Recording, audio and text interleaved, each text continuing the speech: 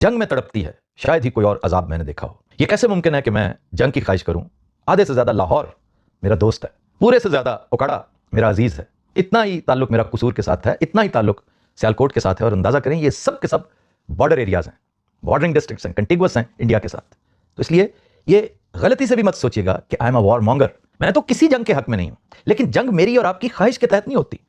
गौर करें ना इस पर कि बाज़ औक़ात जंग किसी हमाकत का नतीजा होती है, किसी लालच का नतीजा होती है, और बाज़ औक़ात मकाफ़ाते अमल का नतीजा होती है कि इससे एक नया सिस्टम, एक नया चैप्टर शुरू होने वाला होता है।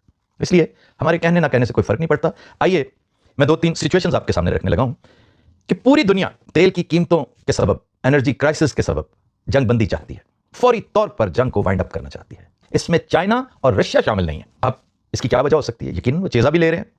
ऊते अव्वल का चेज़ा तो हर वो शख्स ले रहा है जिसके साथ उसने हाथ किया हो, और यकीन कीजिए उसने हर उस शख्स के साथ हाथ किया है किसी ना किसी तौर, जो उसके सामने कभी आया हो, जिसके साथ उसका पाला पड़ा हो, जिसके साथ कोई नाता, कोई वास्ता हो। कोई शख्स उसकी दस्तबर्द से महफूज नहीं था। इसलिए पूरे का पूरा कुरा उसका चेज़ा ले रहा है, उसका मजाक उड़ा रहा है और उसको बाकायदा डीरेल्ड करार दे रहा है। लेकिन रशिया और चाइना का मामला और है। वो ये बताना चाहते हैं अमेरिका को, ट्रंप को नहीं, अमेरिका को, कि वेनेजुएला और वियतनाम में बड़ा फर्क है। तुमने ईरान को भी वेनेजुएला समझा और निकल के आया वियतनाम। अब भुगतो बच्चों, अब फेस करो उसे। आने वाले दिनों में तुम्हारा वो हशर करने जा रही है ये जंग, क्योंकि कैटलिस्ट तो एक वाक्य बनता है। अमेरिकी मईशत की कमर तोड़ी एक वाक्य ने, तारीख उसे कोविड-19 के नाम से याद करती है। वो दिन और आज का दिन, उसका डेफिसिट कभी पूरा नहीं हुआ। और डेफिसिट एक ऐसी बीमारी है, जितनी बड़ी मईशत उतना बड़ा डेफिसिट होता है कि वो स्नोबॉल करता चला जाता है, बढ़ता चला जाता है, हद से तजावुज करता है। अच्छी तरह आप जानते हैं कि $40 ट्रिलियन को छूता हुआ डेफिसिट उतरते उतरते भी सदियां लेगा। लेकिन इतनी मोहलत नहीं होगी अमेरिका के पास। इकोनॉमी श्रेड होने जा रही है, उसका नेट रिजल्ट डेमोक्रेसी है।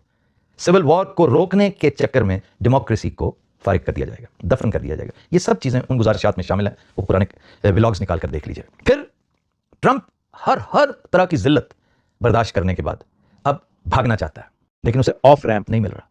भाई ये पंगा सोच कर लेना था। जाहिर है तुम्हारे वहमो गुमान, तुम्हारे फरिश्तों को नहीं पता था कि ये क्या होना। तुम अपने जर्नैलों पे तकिया करते रहे, हालांकि ये वो जर्नैल हैं जो तुम्हें कदम कदम पर बताते रहे कि मत करो, लेने के देने पड़ जाएंगे। ये जंग हमारे बस का रोग नहीं है।